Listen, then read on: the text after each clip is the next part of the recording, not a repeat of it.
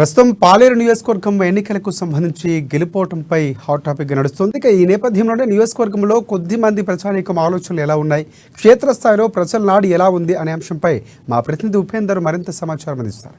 నియోజకవర్గ వ్యాప్తంగా అన్ని గ్రామాల నుంచి కూడా తండోపతండాలుగా పాలేరు ఎమ్మెల్యే అభ్యర్థి కందాల ఉపేందర్ రెడ్డి వద్దకు సహాయం కోసం కావచ్చు, సమస్య పరిష్కారం కోసం కావచ్చు, అన్ని రకాలుగా వస్తూ ఉన్నారు. ఈ నేపథ్యంలో ప్రస్తుతం సాయి గణేష్ నగర్లో కందాల ఉపేందర్ రెడ్డి ఇంటి వద్దకు అనేక మంది ప్రజానీకులు వచ్చారు. అసలు ఎందుకోసం వచ్చారు, ఆయన పట్ల ఉన్న నమ్మకం, విశ్వాసం ఏంటి, ఎన్నికలు ఎవరు కోటైపోతారో అడిగి తెలుసుకుందాం. మనతో పాటు తిరుమలాయపాలెం మండలం జల్లిపల్లి గ్రామానికి చెందినటువంటి వాస్తవ్యులు ఉన్నారు. వాళ్ళని అడిగి మరిన్ని విషయాలు తెలుసుకుందాం. చెప్పండి, ఎందుకోసం వచ్చారు కందాల ఉపేందర్ రెడ్డి గారి దగ్గర? ఇక్కడ మేము వచ్చింది ఏంటంటే కందాల ఉపేందర్ రెడ్డి గారిని కలవడానికి వచ్చినాం.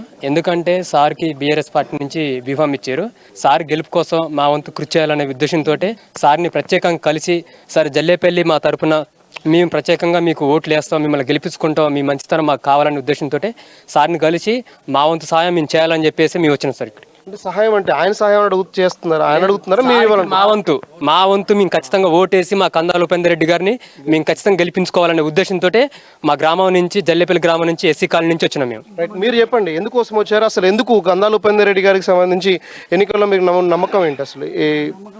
సార్, కందాల ఉపేందర్ రెడ్డి గారికి మాకు చాలా అనుబంధం ఉంది సార్.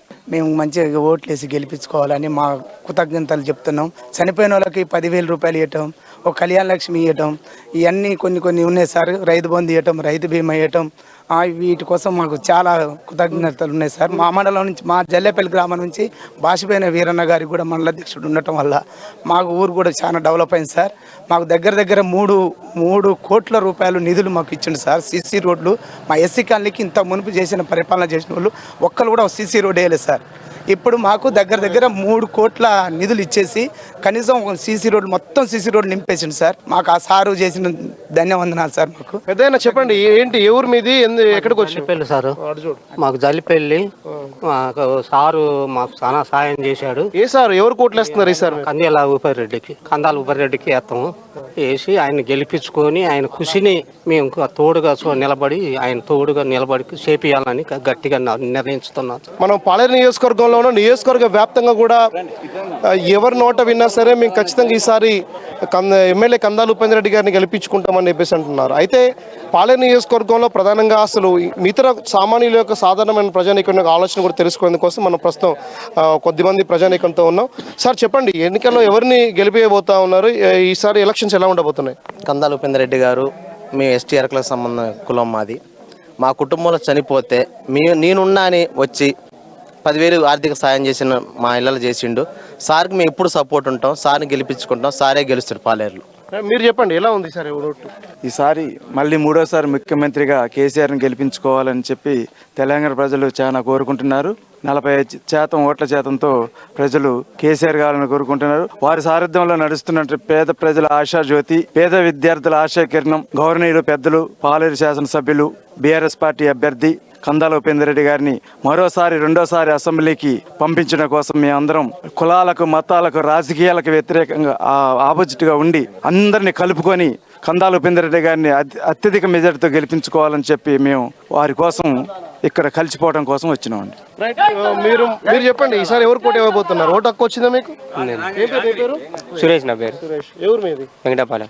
ఏంటి సార్, ఎలక్షన్లో ఎవరు కోట ఇవ్వబోతున్నారు? కందాల ఉపేందర్ రెడ్డి గారికి వస్తుంది. ఎందుకు కందాల ఉపేందర్ రెడ్డి ఓటు వేయాలనుకుంటున్నారు? మంచి పనులు చేసిండు కాబట్టి వేయాలనుకుంటున్నాను.